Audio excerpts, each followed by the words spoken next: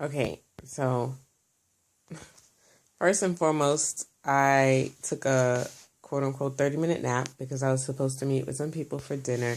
It wasn't planned, it was just like foreigners in town come together, like a meetup, so to speak. So I was like, yeah, I'll be there. I get up for work at 6, and the meetup was at 6:30. So I was like, let me squeeze in a nap. I was practically fully dressed, and when I had on, I didn't plan on changing. And I laid down and I opened my eyes and it was 9:30. So that's that. Secondly, yeah, I'm still in here, but I want you guys to see my vision wall. I don't like showing too much of the details. Plus, my room is a little messy. But I'm watching Oprah on YouTube, and she's at Stanford in an interview. And I love watching inspirational people who have tapped into their selves and have sought after their dreams and their goals and their visions. And every time I watch an interview, I imagine that I am being interviewed, that, someone is asking me a question similar to what they're asking these famous people, or just in general, that I'm talking to someone. Call me crazy. I don't care. Um, I call myself crazy. I know I'm crazy. I own that. And it's fun. It's fun because, it allows you to break out in dance and song in the middle of a classroom while you're teaching students, just to create that laughter role.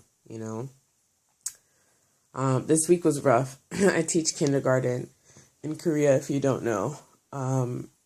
So there's language barrier, there's culture barrier. And, I try to absorb as much of it as I can, but there's always a line. So anyway, it's been a rough week. And today I almost cried because I was just so emotionally drained. I have this one student. She has such a strong character, such a strong personality, and she's a leader. Oh my gosh, she is a leader. She had the kids, I don't know what game they were playing, but she was speaking in a tone where she was like, I don't know, not a villain, but just a ruler. And they all dropped to the ground and started crawling around like puppies, following her in a line. And I'm like, oh my gosh. I didn't interrupt because I was like, I have to, there are so many times I'm like, don't do that, stop that. I have to let them be. I have to let them grow and understand who they are in themselves. They're afraid. Sometimes they hide things, and I don't like that. I remember when I used to hide things, and that's what got me choked up a bit, because I was like, all right. I remember when, I used to do these things and how I felt and why I was hiding, because I didn't feel comfortable sharing. I didn't feel loved enough to know that I could be myself and be able to be accepted in myself. So that got me. And then moments later, a child interrupted that thought process. And I was like, okay, I get it. Discipline is needed. I just have to always create balance and always, my intention is to love. And if in my yelling and screaming and disciplining and scolding, tears come, I always tell them, I'm like, I'm doing this because I love you. I love you. I want the best for you. And so anyway, back to this pseudo Oprah interview. I don't know if Oprah's interviewing me or we're just sitting having coffee, whatever the case may be. Gosh, I forgot the thought process. Drama, self-acceptance, validation. I notice that, when I validate my students' actions, there's this mini aha moment. And there's so many aha moments. Oh, very good. You spelled, oh, look at your writing. Oh, here's a sticker for you. I don't know if this is helping them or hurting them. But, as adults, we grow up and we still have that same sense of needing validation.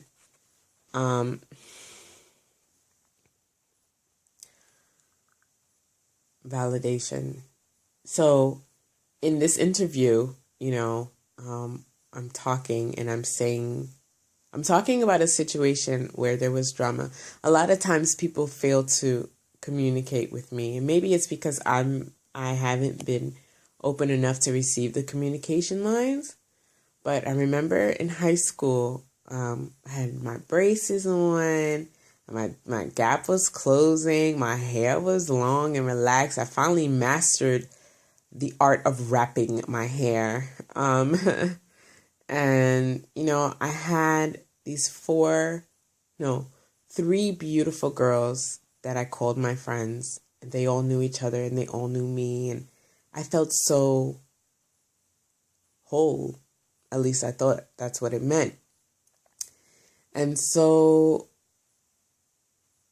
Sandra, Tiffany, Nicole. Beautiful names, beautiful souls, beautiful beings.